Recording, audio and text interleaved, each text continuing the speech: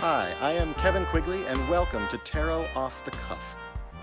I picked up my first tarot deck in 1982 when I was 12 years old. I spent the summer giving readings to my friends and kind of freaking them out, and then I misplaced it. Maybe 15 years later, I picked up another tarot deck, and I've been reading professionally pretty much since then. Hey there, everybody. This is Kevin Quigley with Tarot Off the Cuff, here for another 10-minute talk. The deck that I've got today is the Dave McKean's Vertigo Tarot. Oh, I love this deck. It's dark and kind of abstract, but the art in it is just phenomenal. It's so good. The book that accompanies this deck, if you're able to find it, may be a little hard to find nowadays, is written by Rachel Pollack, and that's also fabulous as a typesetter and graphic designer. The way the typesetting is done on the pages, I wish I had the book that I could just take it out and show you, but it's in storage. Is super cool. There are no straight margins in the book. Things are curvy and really interesting the whole way around. All right, so I'm giving this a last few shuffles. I always shuffle before we turn the camera on, and then take a quick minute to collect myself and grab a card. Ooh, Major Arcana. So card on the top is Trump number 4, the Emperor. So the theme that's jumping into my head for this talk is, I'm going to do it in slightly twofold. So the first one is maintaining control or making sure that you're the boss during a tarot reading. That's an important thing. I've seen it a number of times, and I've talked to a number of other readers where they feel like their clients every once in a while, and in a couple of cases frequently, sort of take the lead in a reading in a way, and that they feel like they're stumbling through it in the secondary position. This doesn't generally work. I mean, I imagine there might be a reader or two out there that work in a way that would work for them. But if we take a look at this, we've got a marionette sort of image going on in here, where this sort of puppet emperor is dangling by these strings, not in a super comfortable position. So it's almost in a weird way like an anti-emperor. And that's the secondary piece that I wanted to talk about for this is your job is to be an assistant, really, as a tarot reader. Somebody comes in with a problem or something they would like to talk about or think about a little bit more, and they need your help. So are you subservient? No. But are you an assistant or a servant? Yes, I would say yes in my calculation for that. All right, so let's talk about a few ways that one can manage this. So I've got lots of rituals is the wrong word, but it's the word that's coming into my mind. They're almost little scripted moments that I do that make sure the flow of a reading is being maintained by me. In particular, because one of the reasons why or when somebody might feel they lose control during a reading is that they're allowing somebody else to sort of ask questions at the wrong moment or to interrupt thought processes and flow really easily. And then reading times can bloat that way. You expected to be spending a half an hour or 60 minutes with somebody, but because they've taken you out of your own rhythmic patterns, you wind up extending and extending and extending just because you're not able to get yourself back around. So some of the things that I do, one particular one, I don't always do this one, but most of the time I do. I'll have maybe 3 tarot decks, not too many. 3 decks sitting out on the table. They'll be shuffled and ready to go. Someone will come and sit down. They only get to see the backs, especially during COVID. They're not going to touch them. And I'm not doing in-person readings now anyway, just, Skype and Zoom and phone. They get to choose the deck they want to use. Sometimes they've got questions, and I'll sort of say, oh, this deck feels like this way. This deck feels this way. I never put down a deck that I'm not feeling connected to. And sometimes with some decks, I'm like, let's read with this one today. So that goes in the bag, and wherever I wind up reading, it's with me, right? I don't usually do that in a Zoom reading just because it's sometimes hard to get the cameras set up. But the new style that I've been working with is I connect to Zoom on my laptop and use that camera for my face. And then I take my phone and I have a little architect's lamp by my desk with a little wraparound tripod thingy on it to hold my phone. And that does a top-down shot of the table where my cards are. So they can see my face in a little Zoom meeting. They can see my face, their shot, and the table where I'm reading cards. And then they can choose which one they're looking at or listening to most.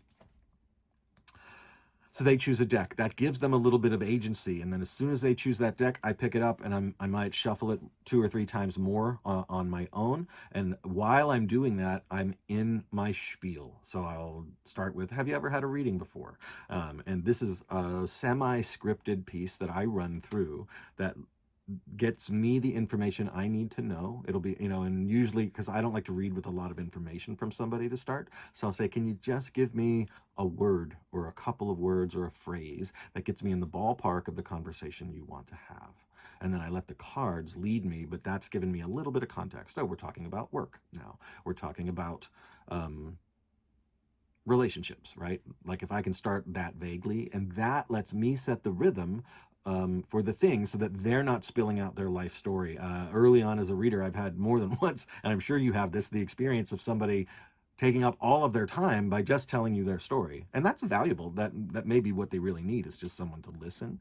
But that's not really what I'm doing with the cards, is taking a backseat to listen. I'm here to listen to the spirit world bringing information through to me so I can offer that to them. Okay, so I lead the conversation that way, and then I lay all of my cards out. I'm a Gestalt reader, so I like to have all of my cards face up. I do not go card by card by card. That gives us a ton of things to look at, and I look at all of the cards from this higher perspective start, and I go down and down and down. So I look for patterns. Oh, look, we've got a couple of sevens. We've got way more major arcana cards than I would expect to have. We've got 5 reversals and 4 upright, those kinds of things. Those patterns all tell me things, and I let them know. And then as we go, I develop or start a rhythm with them to say, does this feel right or good? And then they can give me a yes or a no. And then at times when I sense that they've got more information that they'd like me to have, they bring it forward, right? Or I ask, I'll say, are you comfortable giving me a little bit more? Or here's the impression I'm getting, that this situation is, and then blah, blah, blah. And then I'll say, how does that feel? Is that right? Or are there details in there that are wrong? Or do you want to give me any clarification? And that sets up a dynamic where we're both listening to the cards, and then they are listening to me, and then I am pulling information from them rather than them pushing information onto me. And then the last bit of this that I think is super useful is these little rituals is, we get to a point where we've read all the cards, we've had most of the conversation, or we've had all the conversations, and they've asked questions, and we've done all the sharing, and it's clear that it's wrapping up. Not everybody can sense these signals. Sometimes it's a social deal, sometimes it's just a conversational deal, and sometimes they're just overwhelmed with the amount of information that they've been given or the situation that they're experiencing in their life. So I let them know through sort of a staged set of things that I do physically and things that I say about what's going on, right? So I'll say, okay, I think we've covered just about anything that we need. Are there any lingering questions or things that we haven't addressed that need attention? I usually read for an hour with people, so at that point they're tired and they've heard a lot. So it's rare that there's an additional question, but they do happen, maybe 20% of the time. Usually I will talk through the cards that are already on the table. I don't pull extra cards very frequently. Sometimes if it's a big question, I'll pull a new question or a new card out to get some information that way. And then usually when I'm answering that question, I'll ask if they want a photo. Would you like to take a photograph of the card? Most people have phones with cameras in it nowadays, and oftentimes they do, so that I'll sort of lean back and let them stand up and take their picture. Soon as the picture is taken, I am clearing cards off the table right away. I'm putting them back in a stack. I may even shuffle it once or twice while that's happening. And while I'm going through all of that, literally putting the cards away, that signal lets them know reading is over, right? So that's useful to them. It makes them more comfortable. I will do a bullet point, usually with 3 things, sometimes as many as 5, but usually it's 3 of, here's an important thing that we talked about. Here's a thing that we suggested you do as a reminder. And here's a last little summation. 3 sentences, boom, boom, boom. This goes fast. And then I will always say, I generally don't market my readings. So if you want to take a few business cards. They're sitting there right down on the table. I also do gift certificates, and I wrap it up that way. And by that time, most people are already sort of either putting their coats on or they're getting ready to go, right? And then if they haven't stood by the time I'm done with that little 90-second spiel, I'll stand. And that gives them an invitation to get up. I wish them a great day, and I'll say goodbye, and then off they go. So ushering people in, come on in, sit down, get comfortable. You can take your coat off. How are you feeling right now in the moment? Those kinds of things. Pick a deck. Here's all of our cards. Now we get into talk, and then I wrap up so that they can see that happening. That's my emperor, and I'm talking in those terms about this is a way that I maintain the flow of the tarot reading from start to finish the whole way through. Now, this doesn't mean that I'm not flexible. If a surprise comes up or if I need to adjust, I do that all the time. I would say in half the readings, there are things like that that have to happen. And then even the way you talk and what you say is dependent upon the cards. All of those are unique.